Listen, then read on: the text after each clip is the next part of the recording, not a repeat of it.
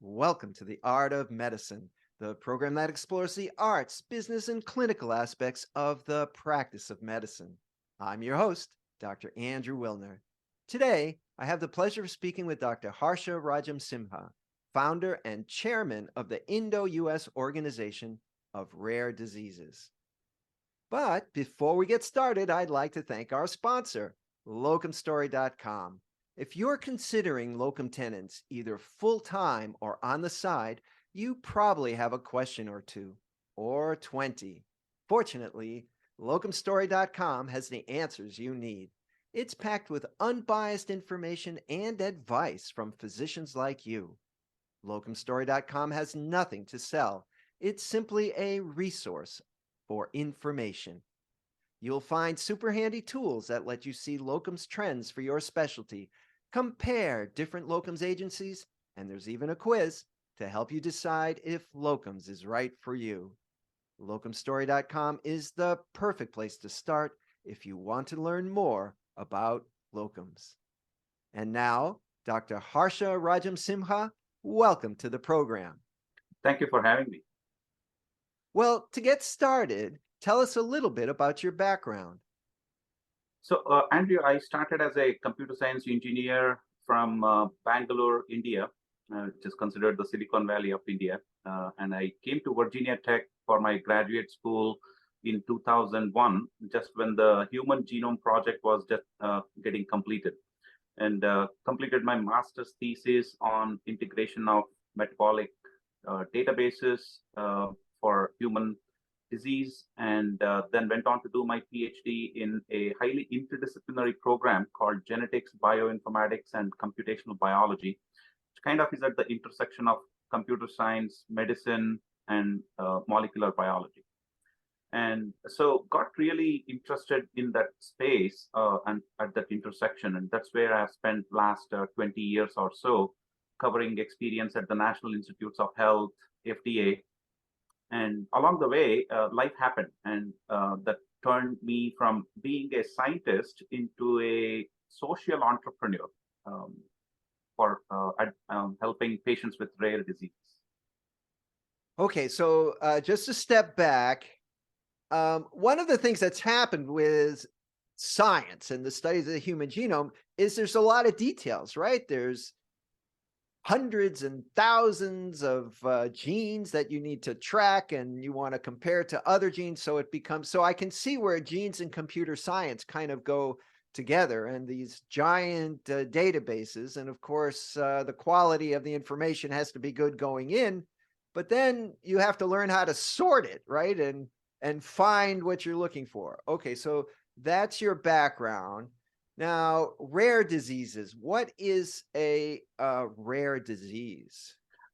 Any disease that affects fewer than 200,000 Americans is considered rare in the US by the US FDA. And today we are celebrating the 40th anniversary of the Orphan Drug Act of 1983, which US became the first country to adopt, primarily to accelerate investments, research, development of treatments and diagnostics for rare diseases. As the name indicates, individual disease is quite rare, but there are more than 10,800 known rare diseases as of now, and 250 new rare diseases approximately are being discovered each year due to advances in science and our ability to diagnose. And so worldwide, there is over 400 million people affected by rare diseases, which is equivalent to diabetes, to put it in context. And so rare disease, 80% of the time happens to be genetic in origin, which means they are usually inherited. Sometimes they are congenital, where a random mutation could occur sometime after conception. And so 20% of the time they are not genetic, which means it could be a protein modification or post-translational type disease causation. Now, you mentioned the word social, and I think it's important to emphasize, you would think, well, I got a rare disease. That's a good thing. Doesn't happen too often. And the doctors will be more interested in it because it's rare. But but there's a downside to having a rare disease. Tell us about that. Usually, it takes an average 5 to 7 years, Andrew, to get a proper diagnosis for a patient suffering from any rare disease. And that's usually a long enough time that the patient's health condition has deteriorated. As with any disease, early diagnosis is very critical in properly treating that condition, if possible. But in the case of rare diseases, more than 90% of the time, there is no approved treatment options available. And which means the best thing that can happen to a patient diagnosed with a rare disease is enrolling in a clinical trial, as that's probably the only hope or the last hope of getting some help, if not a cure, if unless it happens to be a gene therapy or a cell therapy, which happen to have a curative effect. But otherwise, most of the time, at least a palliative care to keep their lifestyle from falling apart. Right. And So I think people don't realize, and you're not going to think about it. Say you mentioned diabetes or you have hypertension. These are very common. There are millions and millions of people. But the good thing is there's, the American Diabetes Society, there are all these organizations. And then of course the pharmaceutical companies have created medications for hypertension, for diabetes. There's a marketplace. There's a lot of customers. And so there's a lot of incentive to create medications. And in fact, there are many choices for people that have no cure yet for diabetes or hypertension, but certainly many, many ways to treat them. But if you're one of a million and you go to, CVS, there's nothing there for you. That's the problem. And absolutely. you mentioned clinical trials. I mean, that's pretty fancy. You have to be near a university or the National Institutes of Health. Your local doctor isn't going to be able to enroll you typically in a clinical trial. So all of a sudden, the level of care that you require becomes very sophisticated. Exactly.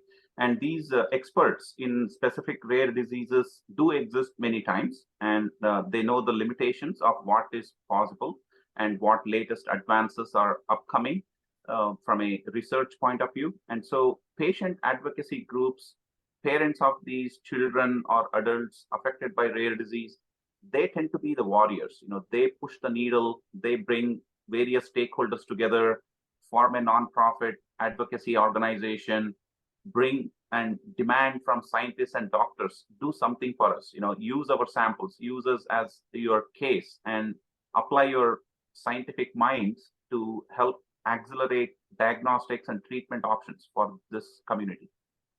Now, how did you come to get involved with rare diseases?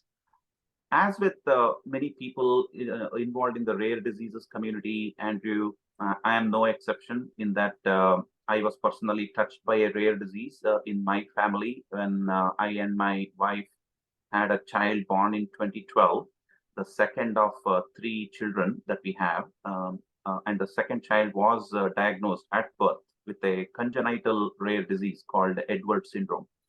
And that was a devastating diagnosis, as babies are not viable or compatible with life, as we were told in the birthing room, essentially. And the baby was put on ventilators, and 4 days later, the baby passed away.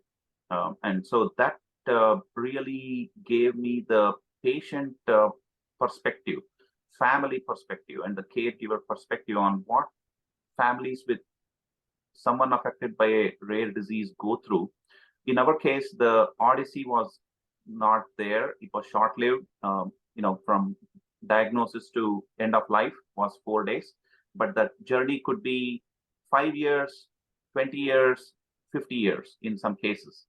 But nonetheless, families have to go sacrifice their career options, their travel. They have a lot of financial burden, needless to say. Many even go bankrupt as a result of the costs involved with managing and treating these rare diseases. So in this journey, I learned about various assistance programs, resources, expertise available from starting from National Institutes of Health, Office of Rare Disease Research to FDA's Patient Affairs and Orphan Drug Division, and the National Organization for Rare Disorders, Global Genes, and many other advocacy organizations focused on specific individual rare diseases or a subset of rare diseases. And they bring a lot of immediate knowledge to a family which is newly diagnosed with a rare disease. Nobody expects this to happen. It always comes as a shock. Nobody expects something like that. And they have somewhere to start. They don't have to reinvent the wheel and do all this research. There is a place to go seek in latest and greatest information about clinical trials on clinicaltrials.gov. So I founded this nonprofit Indo-US organization for rare diseases after having spent now 10 years and 4 years ago when I first founded this, to help other patients and families, particularly of the Asian and Indian diaspora, who lack more awareness about this. As I mentioned earlier, the Orphan Drug Act was established in the US 40 years ago. India, for example, as a country, put their first national policy for rare diseases only a few years ago, less than 5 years ago. And so there's been more awareness as a result of the advocacy efforts that I initiated back in 2013 by co-founding the National Organization for Rare Disorders in India, and much later, the Indo-US Organization for Rare Diseases. So we are now trying to have this technology-based patient concierge, where we keep receiving requests from families seeking assistance, either financial, medical, diagnostic, expert information, clinical trial access from anywhere in the world. They contact us on this technology platform. They usually tend to be Asian diaspora, but they don't have to be. They could be any other patient. And we provide the latest and greatest information by pulling them from credible resources and sources like NIH has a concierge called GUARD, which many are not aware of. It's a genetic disease database and a telephone service or an email concierge. And also all these other resources that I mentioned earlier. We also run this Patient Foundation Alliance, where individual organizations focused on advocating for certain patient communities affected by a group of rare diseases, they sign up as a member organization of our alliance, and usually they tend to have disproportionate prevalence of these genetic diseases in India or Asia, and so, like, for example, leukodystrophies or certain metabolic rare diseases where certain enzymes are not produced enough, like lysosomal storage disorders, and several other types like muscular dystrophies or blood-related disorders like hemophilia, sickle cell disease, thalassemia, which are all rare in the US but are common in Middle East and Asia, particularly in India.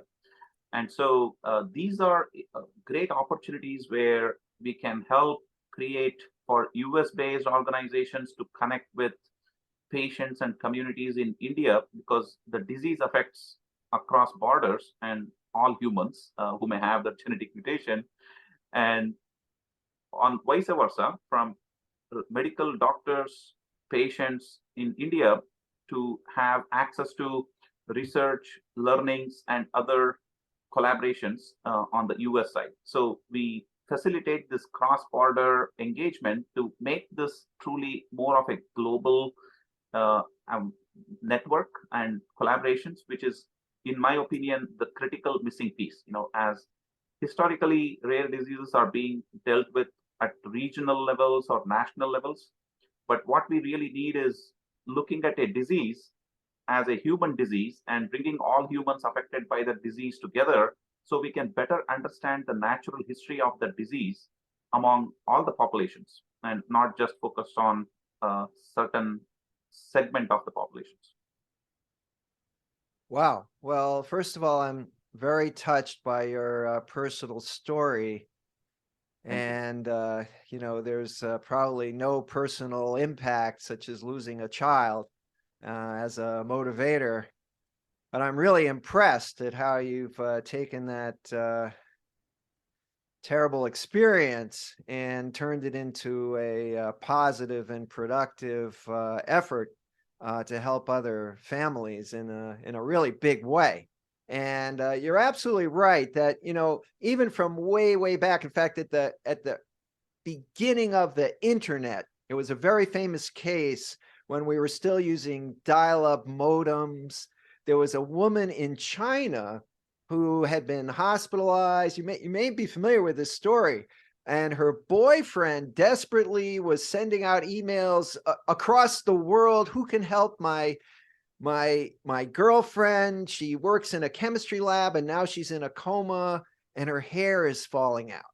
Those were Mm. the kind of key things. And no one in China could figure it out. And she was dying. And I looked at this because this was very exciting. It's like, wow, it's a consult, from China. And it turned out that she had thallium poisoning and, radiation poisoning. And she worked in the right place. She had exposure. And one of the key things is your hair falls out, like we see in the movies from, radiation poisoning. And so they had a diagnosis and, they were able to treat her appropriately. And this is like the first known global, effort where now that, we live on a planet where everybody can communicate, even in probably the most rural area of India, there's somebody with a cell phone, right? And You you're are sending money back and forth and, just interacting with the rest of the world. So it makes sense to have a global approach. And and I'd comment also that you're absolutely right. I'm an epileptologist and I work in the world of epilepsy, and there are many nonprofits for epilepsy. One's called Cure, for example. And but they don't always work in concert. Each one is its own kind of thing, and they're raising money and they have their own sort of pet projects, all important. Sometimes they overlap, sometimes they don't. Um, and I do medical mission work also in the Philippines, and it's the same thing. There are all these independent agencies, but nobody is kind of at the reins, sort of communicating and getting everybody on the same page and avoiding duplication and kind of focusing effort. So to have an organization that brings all of the available information together, because there's not enough, but there is a lot of information certainly for people and to get started anyway, to see what they might profit from personally, if they have a child affected by a rare disease. You're absolutely right, Andrew. And these organizations, such as Combined Brain in Tennessee, actually, we collaborate with, and Deep Connections in the Washington, D.C. area, both focused on various epilepsy-related diseases, which are also rare and neurological. And they all come from different perspectives, and the need is so enormous, and the time is short. They all want to see during the lifetime of their child that there is some treatment option that will help their own child, but also many more to come after their child as well. So there is this altruistic mindset, but we need to get a lot of things done at very low cost. As you rightly said, they have to raise funds through campaigns and so on. We are no different. As a nonprofit, we have to do that as well. And we have several programs that help us in that. And we are thankful to many corporate sponsors who sign up as a member of our corporate alliance program, where we bring orphan drug focused biotech pharma companies, contract research organizations, where we can get advice and guidance on how we can facilitate this public-private partnerships. At the end of the day, these patient communities have to collaborate with industry partners to accelerate their therapy development process, as that can be quite capital intensive as well as time intensive, taking a lot of scientific talent. So, like, one of the things you mentioned, Andrew, is patients living close to NIH or Boston and certain places tend to have better access to care and especially clinical trials and research options at these academic medical centers. And so one of the revolution that's unfolding is that technology can make these opportunities available not just for people living close to these academic medical centers, but even those who may be far away from them. Even in the Midwest of US or international in India and other countries where they may only have to travel to a center once or whenever a need is justifiable, where a treatment or dosing needs to be done. But most of the time, telemedicine, remote patient engagement, questionnaires and surveys and diaries can all be done electronically and digitally these days. And that's another need that I had identified 4 years ago. And many other companies are working in that direction as well, where we built a platform to enable remote patient engagement and remote, and that's the platform that's also supporting this patient concierge service, where patients from anywhere in the world contact us and we can provide free consultations, information exchange, and deliver value and provide this care navigation service at no cost to the patients on this technology platform. Well, that's fantastic. And I guess the other kind of obvious thing is we talked about rare diseases. So there's a 1 in 10,000 or 1 in 100,000 or 1 in a million occurrence. But the bigger your denominator, in the United States, we have about 300 million people. But in India, we got a lot more, right? I'm not sure what's the current population. It's got to be over a billion, right? It's 1.4 approximately. So the incidence of rare diseases is the same, but the prevalence is going to be bigger, right? That's right. And that's exactly the type of questions, for me, living in the Northern Virginia, Washington, D.C. area for last 22 years, and in the last 10 years of my rare disease entrepreneurial journey, have been attending many conferences. And this is exactly the question that I hear the most frequently asked question is, how can you help us connect with many patients in India? We have about 30 patients in our database in the US. We are likely to have 1,000 patients in India for the same disease. But the challenge is, how do we identify them and how do we engage them, connect them? Language is a barrier, culture is a barrier, but in India, most urban population is fluent in English, which is a good thing. But the rural populations may still need language, translation, and other support for them to meaningfully engage on the digital platforms, which is something we are working on. And the other thing is, we are making these connections now. The channel to really tap into is the medical doctors. The volume of patients that individual doctors see in India is just insane. There's usually a long line of patients just waiting outside any medical genetics doctor's office that you can think of. There's not more than 100 in India for such a large population. So they all get referred to these first tier and second tier cities where these trained medical genetics doctors do exist, and they're really fantastic.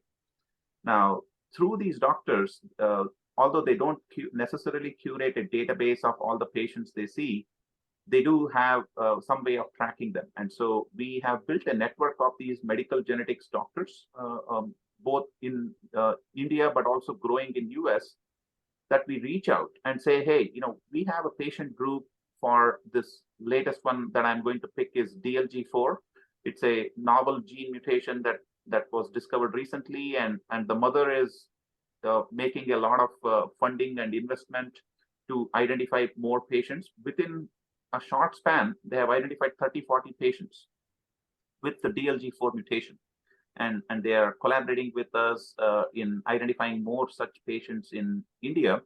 And ADSSL1 is another example, and there are several others that we are working with. Like you said, 21 to 22,000 human genes, and any of these genes go faulty, they are bound to cause some disease in the human body, because most of these genes have a function and a reason to exist. Well, this is just a fantastic, I see the Venn diagram of technology and social and telemedicine kind of all coming together to help people around the world. So, how can people get in touch with you if they want to make a donation to this important cause, or if they need, if they need your services? What's the best way to find you?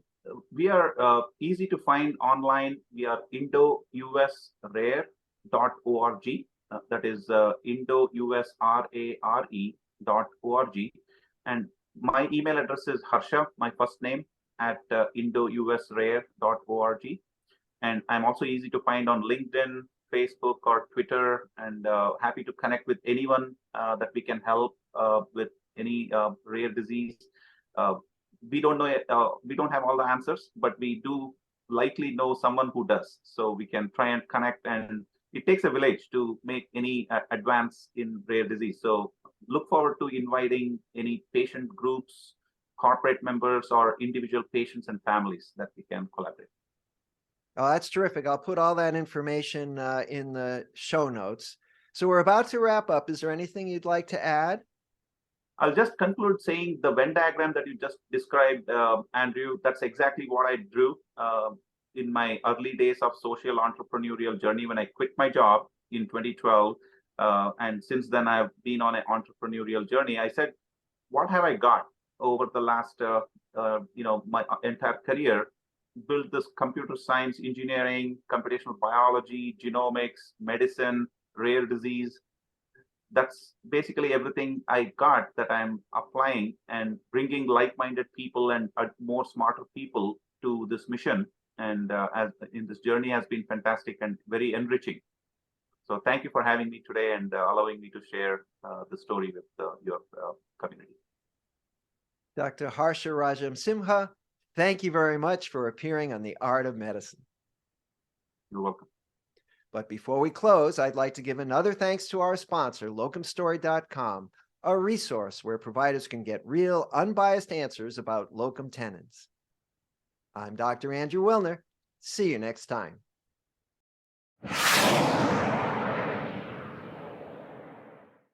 This program is hosted, edited, and produced by Andrew Wilner, MD, FACP, FAAN. Guests receive no financial compensation for their appearance on The Art of Medicine. Andrew Wilner, MD, is Associate Professor of Neurology at the University of Tennessee Health Science Center, Memphis, Tennessee. Views, thoughts, and opinions expressed on this program belong solely to Dr. Wilner and his guests and not necessarily to their employers, organizations, or other group or individual. While this program intends to be informative, it is meant for entertainment purposes only. The Art of Medicine does not offer professional financial, legal, or medical advice. Dr. Wilner and his guests assume no responsibility or liability for any damages, financial or otherwise, that arise in connection with consuming this program's content. Thanks for watching.